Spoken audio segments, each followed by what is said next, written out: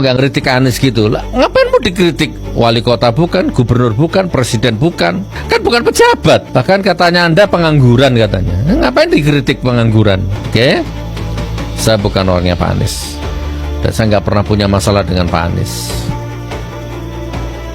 Barakallah. Teman-teman, kalau ada pejabat yang anti kritik, berarti dia tidak terbiasa berpikir kritis. Think like a stranger, act like a native. Berpikirlah seperti orang asing, tapi berperilakulah seperti orang setempat. Okay? Berpikirlah seperti orang asing. Apa sih yang menarik dari orang asing itu?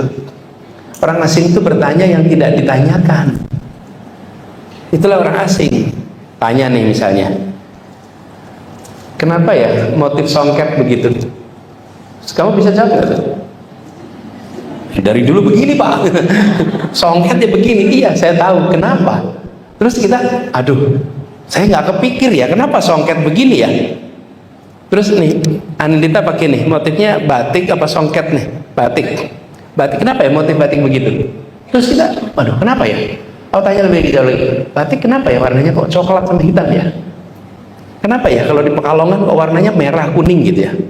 Lasem itu kan ya dari dulu begitu Pak, ya itu cirinya. Ya iya saya tahu, tapi kenapa gitu? That's being a stranger.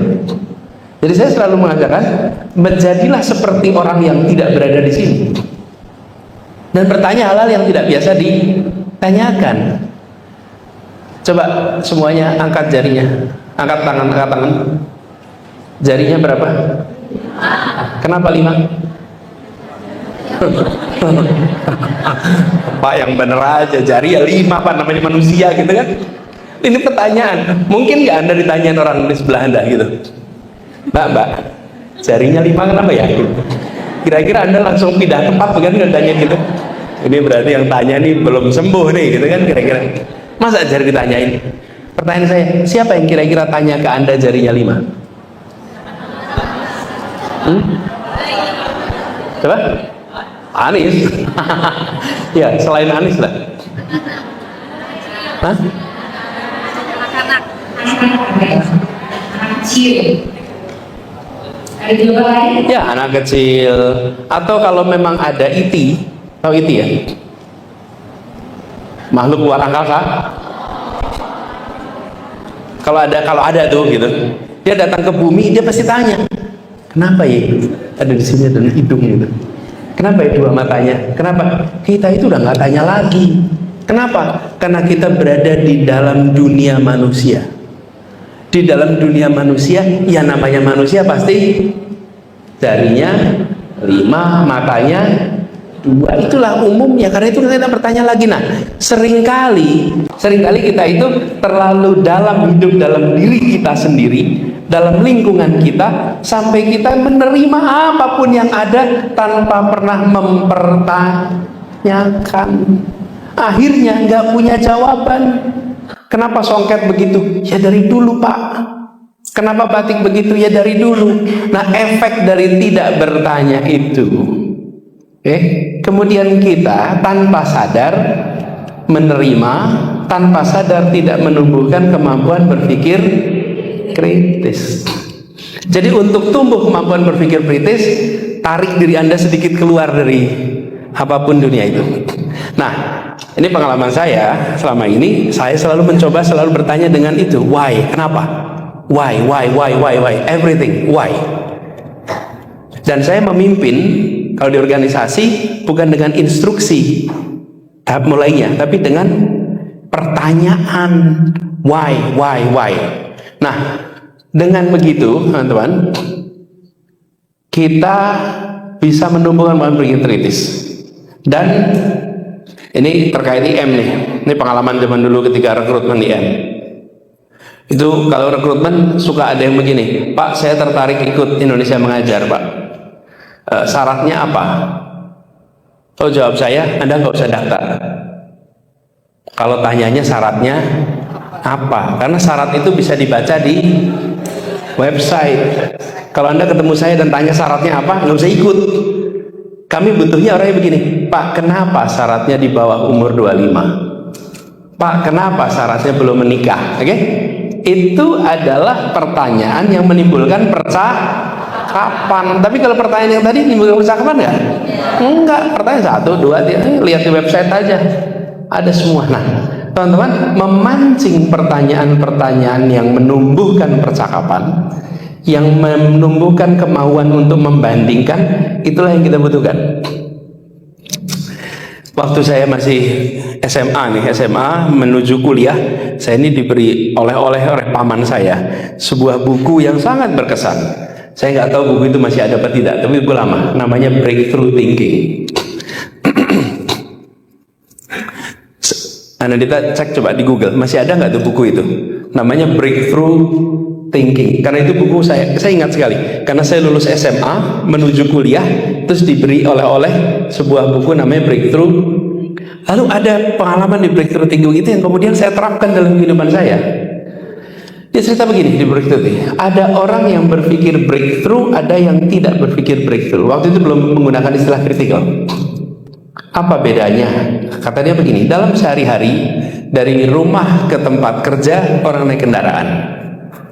Pada saat dia naik kendaraan, ada yang memperhatikan persimpangan mana yang traffic light-nya lama, persimpangan mana yang traffic light-nya cepat, rute mana yang jalurnya lebih padat, rute mana yang jalurnya lebih longgar. Ada yang memperhatikan, ada yang tidak. Nah, orang yang memperhatikan, dia sesungguhnya udah built-in breakthrough thinking. Orang yang belum, berarti dia belum built-in. Tetapi dua-duanya bisa dilatih. Kesadaran untuk bertanya atas apa yang dia kerjakan, mengapa rute ini, mengapa rute itu, itulah potensi untuk menumbuhkan, kalau di sana waktu itu namanya breakthrough thinking. Kalau dalam konteks kita sekarang namanya critical thinking. Nah, jadi teman-teman sekalian, salah satu skill di 21st century udah diomongin di mana-mana, itu kan 4C ya. Apa namanya?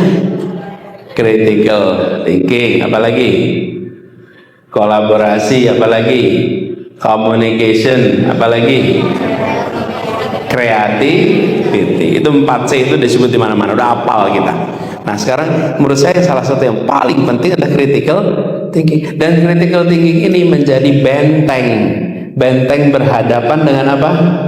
Dengan ekstremisme, dengan hoax, dengan segala macam kabar yang tidak akurat. Itu bentengnya adalah critical, karena itu critical harus tumbuhkan. Nah, jadi pertanyaan-pertanyaan seperti ini dan inovasi, terobosan itu sering muncul dari critical thinking, kemampuan berpikir kritis. Karena begitu dia bertanya tentang why, nanti muncul terobosan tuh habis itu. Ambil muncul terobosan sesudah why itu muncul. Jadi teman-teman sekalian, saya usul pada teman-teman yang sekarang mau makin mengembangkan kemampuan berpikir kritis, sering-seringlah bertanya hal yang tidak ditanyakan, walaupun tidak selalu nyaman. Seperti saya bilang tadi, jarinya 5, menjelasinnya gimana coba? Why? Kita juga belum tentu punya penjelasan. Tapi keluarkan diri Anda dari dunia Anda, munculkan pertanyaan as a stranger, menanyakan hal-hal yang sudah Anda anggap sebagai hal yang normal, hal yang biasa. Ya, kalau menurut saya gurunya harus ditumbuh kemampuan berpikir kritis dulu. Kalau gurunya tidak memiliki kemampuan berpikir kritis, susah. Karena kalau guru tidak memiliki kemampuan berpikir kritis, dia akan tidak nyaman dengan lingkungan yang berpikir kritis. Gak nyaman, karena dia berada dalam situasi jadi defensif nanti. Tapi kalau dia terbiasa berpikir kritis, maka pertanyaan itu juga biasa aja. Makanya teman-teman, kalau ada pejabat yang anti kritik, berarti dia tidak terbiasa berpikir kritis. Loh, bener kan? Iya. Jadi kalau kritis kemudian malah dikriminalisasi, repot itu. Jadi kalau terbiasa berpikir kritis, melihat kritik juga itu sebagai aha, ini adalah cara untuk mengeksplor lebih jauh, betul tidak? Halo teman-teman, berjumpa bersama saya di Politik Dangi, teman-teman. Kita tahu bahwa Gus Nur ini ya, orangnya memang sangat keras, teman-teman. Beliau kerap kali mengkritik pemerintah, ya, mengkritik Jokowi, Prabowo, ya. Dan yang menarik perhatian dan menggelitik adalah ketika Gus Nur mungkin ditanya oleh para netizen, ya, atau orang yang berkomentar di video-videonya, teman-teman, katanya gini, Gus Nur tidak berani mengkritik Anies. Kenapa tidak berkritik Anies? Dan tentu para termul ini ya seolah-olah kepanasan ya gara-gara Gus Nur mungkin sering mengkritik pemerintah, mengkritik Jokowi, ya kan. Dan telak saja bahwa Gus Nur mengatakan bahwa ngapain saya mengkritik Anies Baswedan? Gubernur bukan, presiden bukan, pejabat bukan, ya kan. Untuk apa saya kritik Anies, ya kan? Katanya lagi bahwa saya bukan orangnya Anies, ya, tapi untuk apa mengkritik Anies, ya kan? Iya juga, ya kan? Pak Anies Baswedan, ya, beliau itu pernah menjadi gubernur, pernah menjadi menteri, pernah menjadi capres. Bukan berarti sekarang dia menjabat, teman-teman. Beliau sekarang memang bisa dikatakan beliau bukan pejabat, ya kan? Beliau adalah orang yang di luar pemerintahan, ya. Artinya beliau tidak layak dikritik karena beliau tidak digaji dengan uang pajak, ya kan, tidak digaji dengan APBN. Ya itulah kenapa Anies Baswedan ya tidak bisa dikritik, ya. Beliau itu bukan orang yang menjabat, ya. Beliau itu masyarakat biasa. Nah, apa yang dikatakan Gus Nur ini memang benar, teman-teman. Nah, tugasnya Anies Baswedan mengkritik juga, ya kan, seperti Gus Nur mengkritik, mencerdaskan anak bangsa di luar pemerintahan, ya kan, berkontribusi dengan negara di luar pemerintahan. Itu yang Anies lakukan. Dan para termul tentu gak puas dengan apa yang dilakukan Anies Baswedan, ya. Mereka ingin Anies itu dikritik. Anies bukan menteri, Anies bukan presiden, ya. Yang dikritik itu Prabowo, yang dikritik itu Gibran, para menteri, para gubernur, para pejabat, ya kan, para lembaga yang sedang berkuasa, yang sedang menjalankan tugasnya. Karena kritik itu adalah bagian dari kontrolnya masyarakat, ya, terhadap pejabat yang mereka gaji pakai uang pajak mereka, ya kan. Itu loh, teman-teman. Jadi pemahamannya tuh seperti itu, bahwa kita itu ya wajib ya memberikan masukan, saran jika apa yang dilakukan pemerintah kita itu ya mungkin tidak sesuai dengan yang kita inginkan. Bagaimana menurut kalian?